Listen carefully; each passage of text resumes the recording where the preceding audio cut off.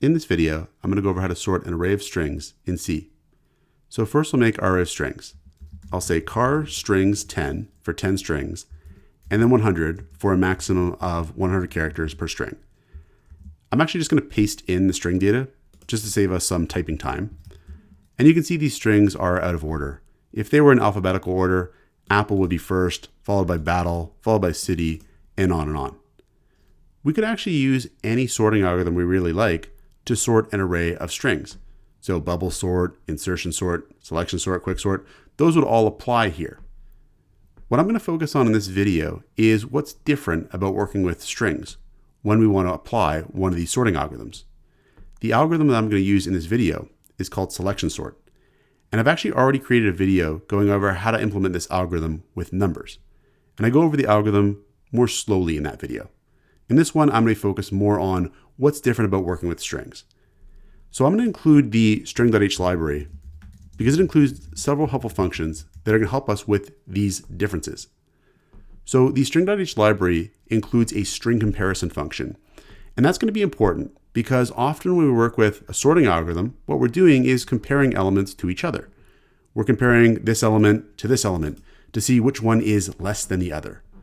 And the string comparison function in the string.h library is going to allow us to compare strings with respect to their alphabetical order. It also includes a function called string copy, and that's going to help us as well.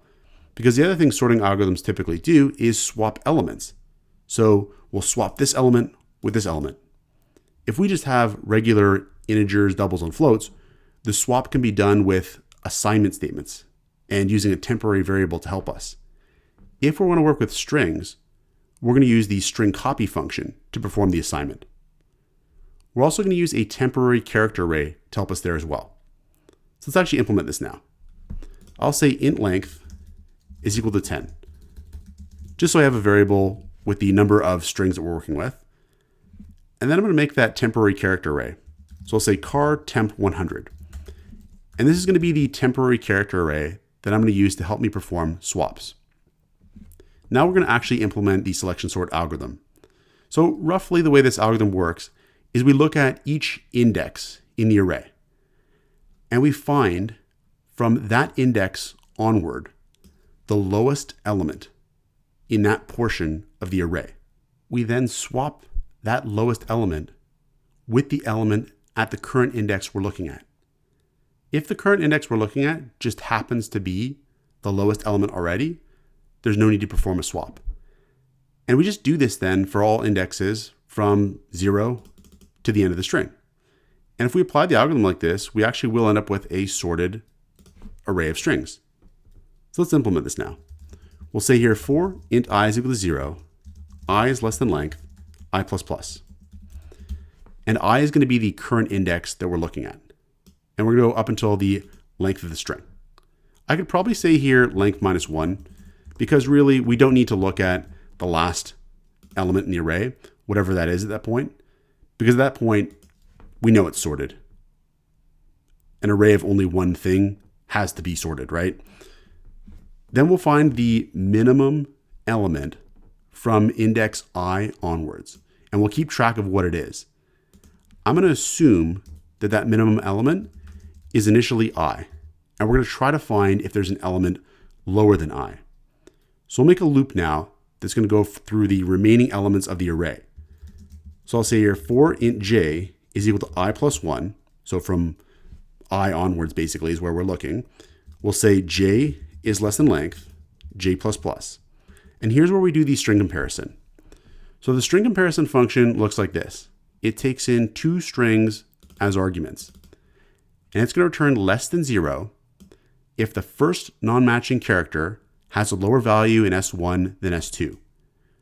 So in other words, if S1 is alphabetically lower than S2, it's going to return less than 0.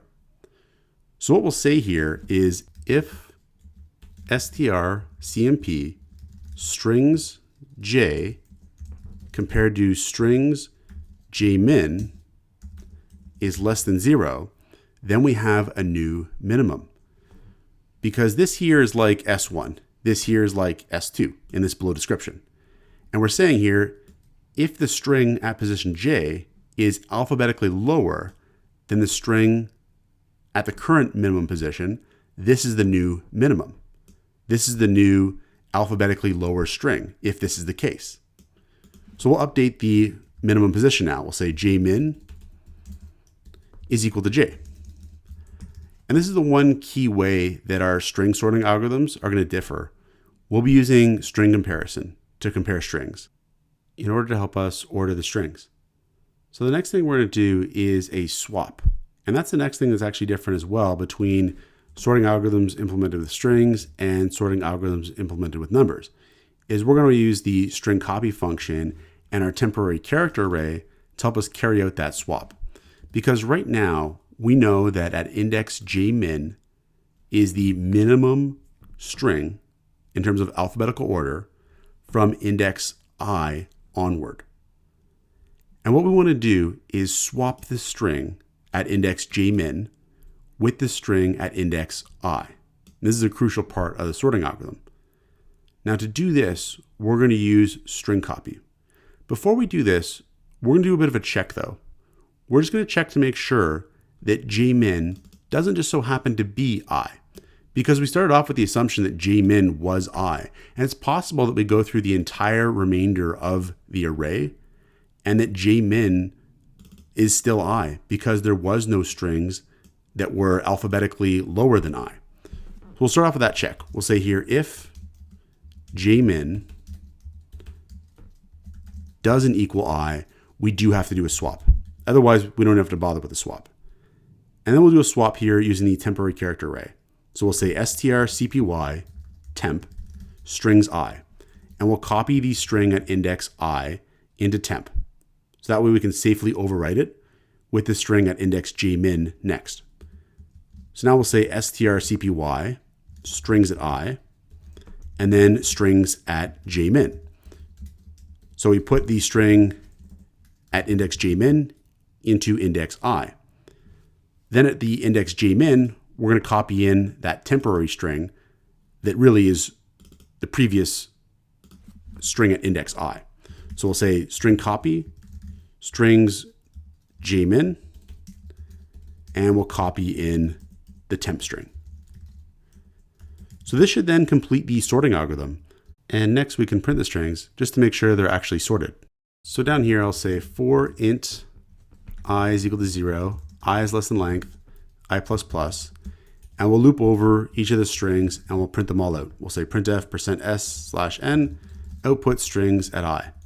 So if I save this now, compile it and run it, we now get these strings in alphabetical order. We get apple, battle, city, demonstration, example, and on and on. And so this is the strings sorted in alphabetical order. To sort them in reverse alphabetical order wouldn't be too different. We'd really just change this comparison from a less than to a greater than. And if we run it now, we'll get the strings sorted in reverse alphabetical order. We might want to change some of our variable names to better reflect the fact that we're finding basically the alphabetical maximum string now, but essentially it's the same algorithm. So this is how we can sort an array of strings in C. Check out portfoliocourses.com, where we'll help you build a portfolio that will impress employers, including courses to help you develop C programming projects.